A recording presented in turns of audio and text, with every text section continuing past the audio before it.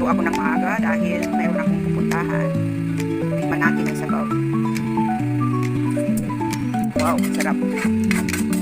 So, pakuluin lang natin ng konti. Pwede na ito. Mas masarap yung pizza kapag crunchy, diba guys? So, ayan na guys. Maraming salamat guys sa inyong panonood.